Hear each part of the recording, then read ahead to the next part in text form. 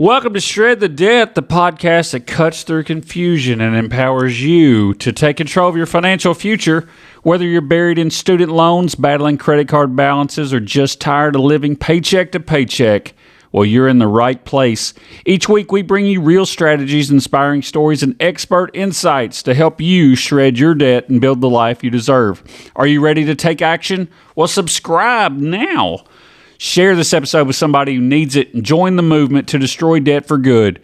No BS, no judgment, just real talk and real results. Let's get to work. Well, today's show is pretty exciting. We're going to be talking about emergency funds before extra payments. So we're going to talk about the emergency fund, and then we're going to talk about making extra payments on your debt.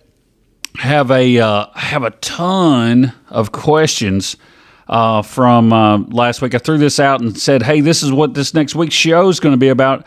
Does anybody have any questions about the emergency fund and how it works and all that good stuff surrounding emergency funds and making extra debt payments? And man, I had people from all over the country, and that's what we're going to do today. I'm going to talk about, or I'm going to read some of these questions. We'll talk about some of these people that have emailed us in, and we'll talk, and hopefully their questions will help you make better financial decisions. So if we get right into it, I know there's one here that I want to, here we go. So it's Carla from Maple Junction, Vermont, and she said, I've heard people say you should save $1,000 before paying off debt. Why that number? Is it really enough? So that's the one that I really wanted to start with, because that's going to set the stage for the rest of this show. We'll find ourselves jumping back to that $1,000 and where did it come from? Where do I get $1,000? How, and just like why that number? Well, that number is, I want to think that's a Dave Ramsey number. And it, like his Baby Steps Millionaire, his Dave Ramsey and his group, they have the Baby Steps plan. Okay. So it's like, baby step 1, 2, all the way through, I think 7 or something like that. There's several of these steps, and each one of these steps is kind of like a milestone in your financial freedom, journey. So the first one is to save $1,000. Now, so I'm going to say, Carla, that $1,000 is that number arrived from Dave Ramsey's Baby Step program, and a lot of people just continue to piggyback off of that same number. So if we're looking at that, $1,000 is going to come from there. That's where it derived from, and that's the number that a lot of people go with. Why that number? It's a good base for small emergencies. And it's also a psychological win for people because it's relatively easy to obtain. Okay, so $1,000, if you were to put your mind to it and you find a side hustle or something like that, and you were to really get after it for a few weeks or however long, whatever the side hustle that you want to do or the extra income that you can throw at this, it's a psychological win, okay? And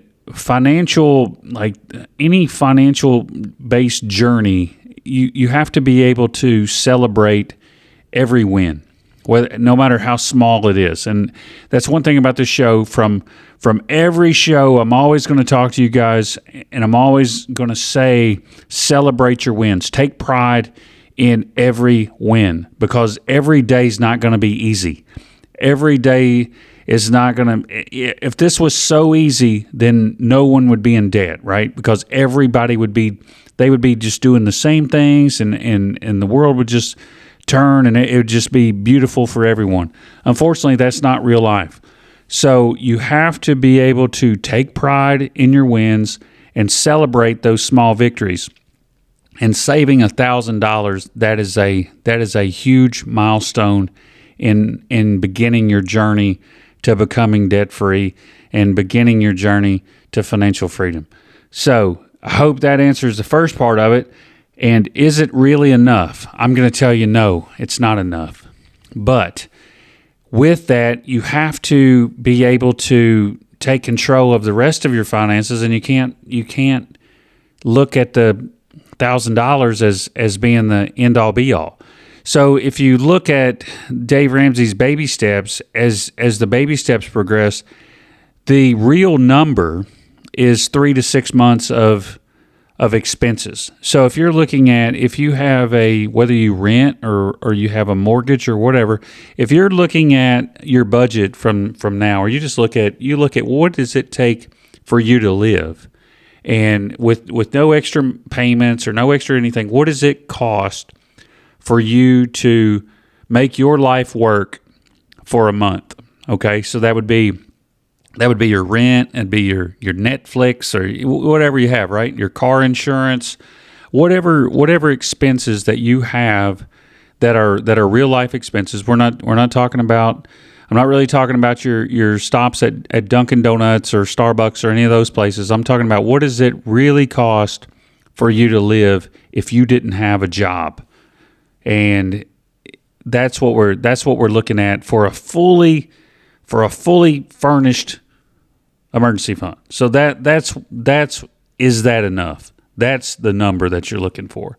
If you were out of work for 6 months, which hopefully nobody would be out of work for 6 months, you would be able to find a job.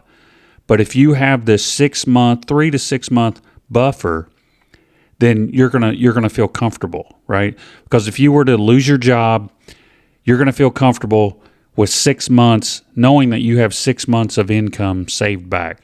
Now, I don't know how long, the more money you make, the larger that's going to be, because I'm sure with anything, I can look back when I was making a lot less, my expenses were a lot less. That's just the way the game works. As we progress and we make more money, we naturally spend more money. That's just the way life is. And fortunately for me, when I found this budget and I found that I wanted to start helping other people, I started looking at myself a little deeper, and I'm trying to pull the reins back and be more modest in my spending, and trying to give more of that to a different place, whether that be to charity, to giving, but to not just spend more money on random things just because I have more money. So that's how I'm looking at it. But to finish this question, is it really enough? No, $1,000 is not enough. You need 3 to 6 months of expenses, and that would cover you in a job loss, a severe emergency like that. The $1,000, that's going to help you if your washer goes out. That's going to go if you have a small repair bill. If you needed tires for your car, which tires are a wear item. So, you could potentially start putting back, $20 a month or something, $20, every 2 weeks or something. And then, in a few months, you're going to have enough money for a set of tires. If, you're not going to put tires on a car every year, but every couple of years, if you were to just put back $10 or, $10 or $20 back every month, you would have enough money at the end of when the tires were necessary to pay for them. So anyway, so there's back to that. That's so you want $1,000, and you want to that's where the number come from. Dave Ramsey's baby steps, and we're talking 3 to 6 months of expenses. That's the real number. So thank you for that email, Carla. And let's go to Greg from Pine Hollow, Montana. Greg writes and says, what's the best place to keep an emergency fund? Should it be in a savings account or somewhere else? Easy question. I would keep my emergency fund in a high yield savings account. I think mine's making 3.5% or something like that. You never touch it, so it's not a lot of money, but it's free money, and there's no better money than free money. I wouldn't invest it. I wouldn't do anything, because those type of things, if you have it invested, if your washer and dryer goes out and you need that money, It's going to take you a few days. You're going to have to sell the investment, then you're going to have to transfer it, and you need a washer and dryer right now. So a savings account is the best place to keep it. And if you need to withdraw that, typically you can go to the ATM and you can get that money out, or you can go to the bank. So that's where I would look at keeping my emergency fund. So let's see. Now we have Jamal from Copper Ridge, Texas. I just started budgeting, and I'm wondering what counts as a real emergency. Is a broken phone an emergency? All right. Well, that's a good question. So just like I just said here earlier, with a real emergency is something that's you lose your job, your washer and dryer goes out, your heating and air, you have a leak in your plumbing, something like that is an emergency. A phone is a type of communication, so that's your window to the world, and that's your lifeline to a lot of things. It's not like you're playing Monopoly Go on your phone and it breaks. I would consider a broken phone an emergency. Okay. However, I'm not saying that, hey, the new iPhone 17's out, so I can take my broken phone and they're going to give me $50 for it, and then I'm going to go finance a $1,200 phone for $49 a month for the next 60 months or something like that. I'm not saying that. Okay. If you have a broken phone, there's options, right? The option would be to get on like Marketplace or something and buy the same phone that's not broken, or seeing if you could get the phone repaired. If you can get the phone repaired, then for less money than you could just go buy a used one, then yeah, just use your emergency fund for that. But remember, if you do pull from your emergency fund for anything that we deem as an emergency, then you need to replenish that immediately, as quickly as you can. Your next paycheck, your side hustle gig, whatever you have, you need to replenish that emergency fund immediately. You need to never let that thing go under $1,000. Once you get there, try to keep progressing and building that, even if it's just a little bit at a time, because a little bit at a time, over a long period of time, it becomes pretty substantial. So let's see. Priya, hope I said that right, from Ocean View Heights, California, West Coast.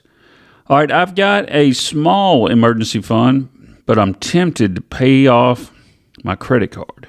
Is that a bad idea? Yes. It's a bad idea because it's a psychological win, right? I get that you could pay your credit card off, and I'm 100% behind you paying your credit card off. However, the emergency fund is not. We're not looking at. This is like we're reading two different books right now, right? The emergency fund is the first book that we're trying to get through. We're trying to get through that. We're learning about the emergency fund, and then let's say a different chapter. We won't say it's a different book, but we'll say it's a different chapter. So the first chapter here that we're talking about is the emergency fund. That's chapter 1. So we get this emergency fund built up. We're building that. We're going to grow some interest on that, but we don't want to pull from our emergency fund to pay off the debt initially, because that's where the problem is. So let's say if we had $400 on our credit card, and we take that from our emergency fund. Now we have $600 in our emergency fund, and we paid our credit card off, and our credit card's zero now. Okay, that's cool. But then what do we do if our washer goes out, and then it's $800? Well, now we don't even have that, because now we went back and we put it on our credit card because we didn't have the money. So those are the things that you have to look at. You want to use the emergency fund for emergencies. Your credit card, yeah, it sucks that you have 20% interest or whatever, but it does have a minimum payment for the time being. So if you can't get much over that minimum payment, make that payment, and then once you get that $1,000, then you can start increasing what you're doing. And we'll get to a show. Actually, it's next week's show, and we'll talk about that later on. But the emails I want to talk about next week is the debt snowball versus debt avalanche, and that's going to be tackling different kinds of debt. And we'll throw that out there for people to email in, and we'll talk about it next week. But for right now, you definitely do not want to use your emergency fund to pay your credit card off. So don't do that, okay?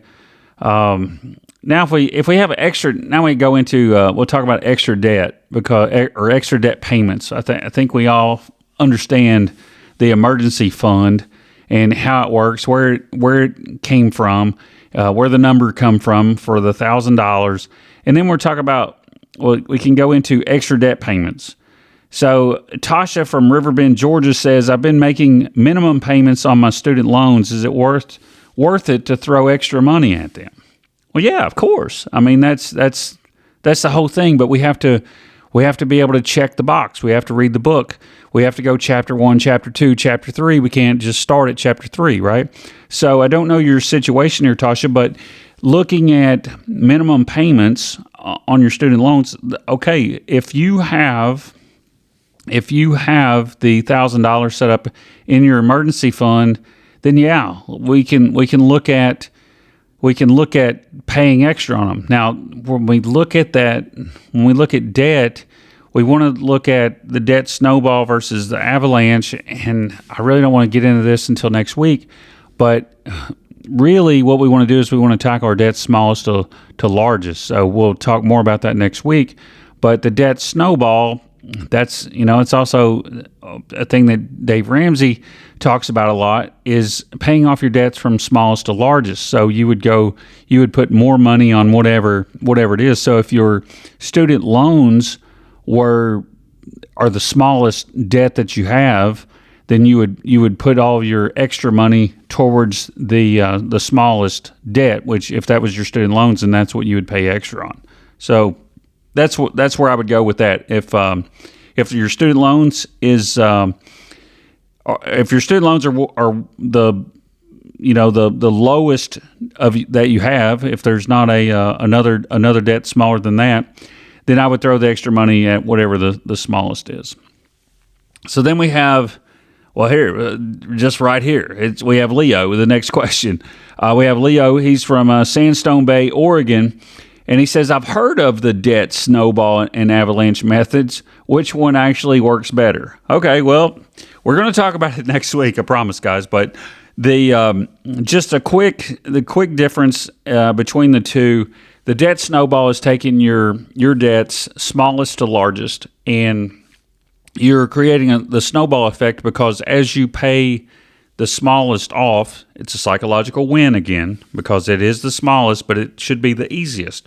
So we're going to celebrate that win, and then once the smallest debt is paid off, then you're going to go to the next one that becomes the smallest debt. And in reality, what you're doing is you're taking the money that you were using to pay the smallest debt. Now you freed up that amount of money, and you're going to take that amount of money plus the payment of the second largest debt, and you're going to combine those, and you're going to tackle the second. And then what happens is, as you pay these little debts off, you create more and more money, or you free up more and more money to tackle these larger and larger debts.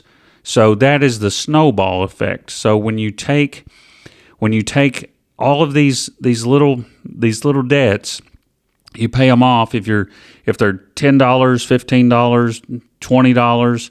Okay, so then you would have $40 to pay at the one after you pay those off. You'd have $40 more to pay towards whatever the next one is. So that's the debt snowball. That's the snowball effect. And then avalanche is kind of the same thing, but you're paying the highest interest first. And that one can be a little tricky because your credit cards could have a high interest, and your home is probably the lowest one. Your car payment, it's whatever the interest rate is. It wants you to tackle the avalanche tackles the ones with the highest interest first. And that works for some people. It's just the debt snowball is typically where you're going to get the most morale. It's a morale booster, right? It's going to pump you up psychologically. It's going to give you it's going to show you the whys. Like, why am I doing this? It's a motivator. So I think the debt snowball is definitely the motivator. It gets you motivated. It's like, hey, I can do this. Look, I can pay this off. Like, I can just take this $50 debt and I can pay it off next month, and then that debt's gone, and then I can go to this next one. Whereas if you're paying off a credit card with a $600 balance that has 20% interest, and you have another credit card of $200 with 18% interest. I mean, to me, I feel like I would get more bang for my buck by paying the lesser amount off first, and then I get a win, even though the interest is higher. So that's the difference between the two, and I think the debt snowball works better. That's my thing. So hope that answers that for you, Leo. Next, we'll shoot down here to Marcus from Willow Creek, Illinois. If I have a little extra cash each month, should I save it or use it to pay off my car loan faster? Okay, I would look at the debt snowball. I mean, that's where we. I hate that we keep talking about next week's show on here, but it's cool. Make sure, Mark said, like I said, I don't know your situation. Make sure you have $1,000 in your emergency fund. If you have extra money, use the debt snowball method and just pay off from smallest to largest. Quit trying to put it in one spot, because you're gonna get beat up. You're gonna feel beat up over time. And this is kind of where I'm at in my personal adventure. I'm going to call it an adventure, but the only thing that I have left to pay off is my mortgage. So I do a lot of investing. I do a lot of contributions to my retirement, and I do a lot of contributions to charity. So what I like to do is I like to be able to have money make money. That's my favorite thing to do, because if I can take some amount of money and I can regenerate it in a different form by doing something with the original principle, then I can just give it away. I can give it away and it didn't cost me anything. That's one thing about me that I've been very successful in life, is even with like small business, I have created businesses before in the past that generate income to completely give it away. And that's a cool thing that you can, that people can do. And I love it. I love being able to give back. I love being able to, provide resources to public libraries, for education, for things for children. I have a big soft heart for animals. I love animals, and I think every animal should deserve to live its best life. And I really admire the people that take care of animals. I love people that take care of older people. I do a lot in the winter for like nursing home facilities and homeless and things like that. Very compassionate about a lot of things like that, but it would be very difficult for me to be able to give the way that I give if I didn't have other means of producing income and revenue in order to do that. So where I'm going with that is with my mortgage, I could take and pay extra every month, and I do a little bit, but not so much, right? My interest rate, I think I refinanced my house in 2020 when the interest rate was 2.25%. So it's definitely not that today. But when I'm looking at paying extra, my payment's the same every month, right? So even if I paid, let's just say I had an extra $2,000 that I could pay extra a month on my house, I'm not getting that psychological win because I'm not going to see it for another 7 years, 8 years. When the house, the very last payment is going to be the one that's cheap, and it may be, maybe if I were to pay that extra, that last payment's going to come 2 years sooner. But that means that I'm still going to have to pay, 10 years or something. That I'm going to have to continue to make that payment, and I'm not going to see a win. And I think when we do that, it's like the debt snowball. If you're using the debt snowball, you're paying off the smaller debt, and you get a psychological win, okay? And with every debt that you pay off. But when you're using that avalanche method, that's kind of what I'm doing. I'm using the avalanche method now because that's the last bill that I have. So that's the last payment that I have. So with that being my last payment, that's the one with the highest interest. And I don't feel like I'm winning. But I do, however, feel like I'm winning when I can take money and invest it into a mutual fund or into a stock. I like to trade stocks. A lot of people have like real estate portfolios where they want to have they want to have rental property and they want to generate income on a rental property. Well, I have my stocks are my rental property, but I don't have tenants. I don't have people that are tearing up my place. And once you get into these solid stocks or these solid investments, your investment builds and your worth builds, but then you're getting things called dividends. You're able to sell call options, and you're able to do a lot of different trading that can generate some income. And then that money I can take and I can give to somebody else. And that is what I enjoy doing. So that's a hobby of mine. But I can do more with that. And I can still, as long as I'm making more than 2.25% on that money, then I can keep doing what I'm doing. And I still have the principle there that I can pay on my house if I want to. That's just a choice.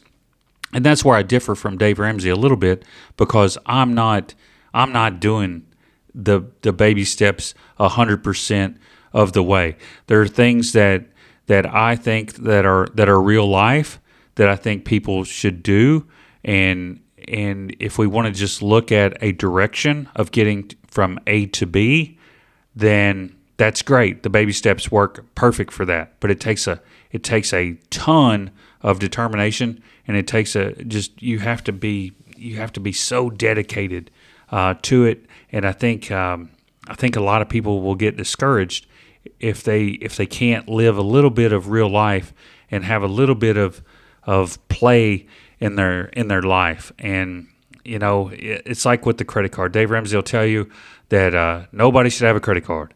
Right?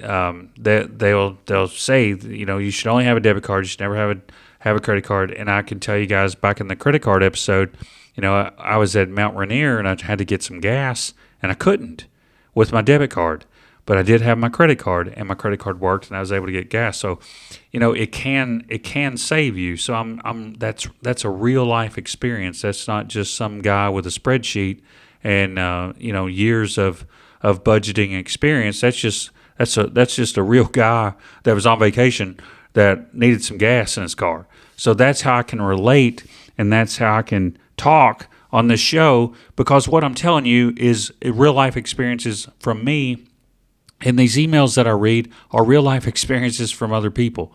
So that's what makes this thing awesome, and that's what is making this show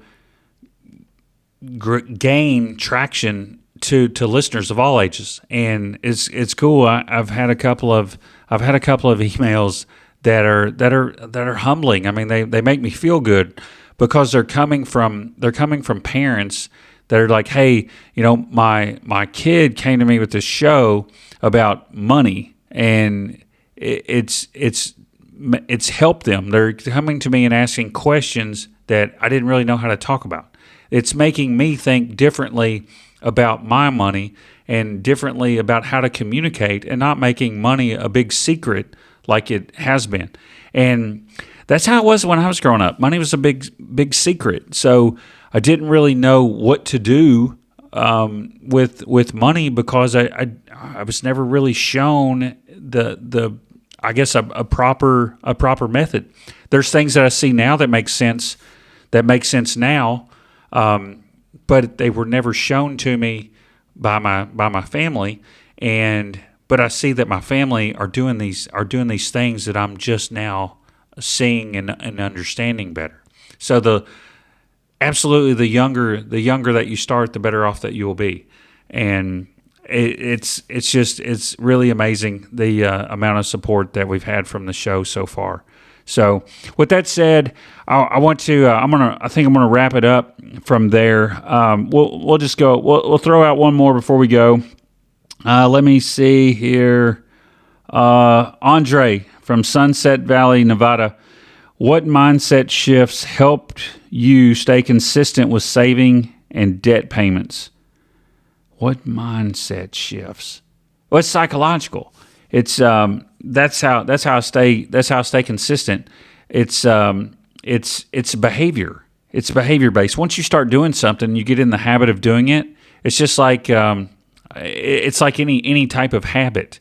If you can continue to do something and it be I guess helpful to you, like saving money. If you get used to saving $20 a month, just $20. I mean, or how much ever. If you get into a habit of doing that, it changes things. When you start seeing a difference in your spending and you recognize your spending on certain things, just being aware of the spending helps you with the overall scope of the project. I guess we're looking at our finance as a project. My behavior, I mean, I can tell that when I put my budget out and I saw that I was spending, X number of dollars on things from Amazon monthly, I started to look even deeper of what those things that I was buying from Amazon, and the majority of it was dog treats. But that's okay. But we, you can take some of that stuff down and be like, okay, well, do I need all these different kinds of dog treats? Okay, well, I can buy these dog treats when they're on sale, or I can buy these dog treats from somewhere else. It's like you can continue to look at things, and you look at items that you're spending, or you just look at your expenses from a different perspective. And when you're calling yourself out on them, it does help change the behavior, which ultimately changes your spending. For debt payments, like I say, the debt snowball has been the most effective for me. And once you get into that mindset and to that frame of mind, there's no stopping you. It's like concrete. It sets up, and you're focused, and you have that laser focus, and nothing's going to stop you. So with that, I'm going to wrap up. So next week, guys, we're going to be talking about the difference between the debt snowball and the debt avalanche and methods of paying off debt. I encourage you guys to send an email, send a question regarding the two. We'll use them on the air, and that's really how this show's turning. It's being more involved into what people are asking me, and with my experience and just my knowledge and observations that I have from my own life and speaking with other people. And I want to help you guys. That's the at the end of the day, I want to help. So still, we're doing financial coaching if you're interested in financial coaching, if you're interested in setting up a budget. I do have a code for Monarch if you want to try it for a year. What I would encourage you to do is get this budget set up, and then you're gonna have the mindset, and once you identify your spending and you make the behavioral changes, then you can decide after the year, do I want to pay for this, or do I want to pay more money for this, or do I have a good control over what I'm doing? And I think what you're going to find is you're going to have good control over what you're doing, and it's not going to continue to cost you money. So with that, send us an email, shredthedebt@gmail.com. Follow us on the TikTok. Follow us on the YouTube. We're not getting a lot of YouTube video or YouTube views, which I'm not doing this in video, but we do. The podcast is shared over on YouTube.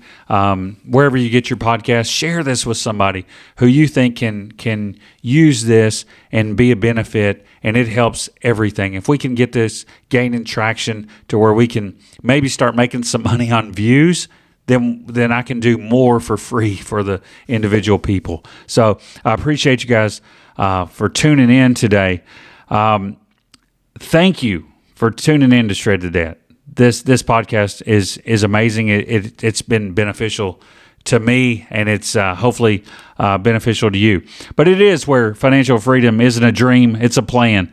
If today's episode has helped you take one step closer to crushing your debt, don't keep it to yourself. Share it, rate it, leave a review. Let us know what's working. Let us know if it's not working. If it's not, I want to know what I can do different, because my goal is to help everybody that I can tackle their debt and live the life of financial freedom. I want to get there one day, and I want to help you get there as well. Do you want more tools, tips, and motivation? Follow us on the socials. Like I say, we have the TikTok, we have the YouTube, we have the things. So give us a follow. So until next time, keep pushing, keep planning, and keep shredding. You've got this. I'm Mike Boone, and we will see you again next week. Thanks a lot.